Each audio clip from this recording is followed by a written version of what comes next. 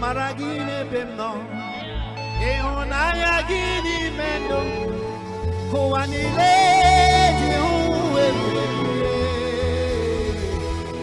adigina bugiri bere, ina bere biena papobi, yakamtina.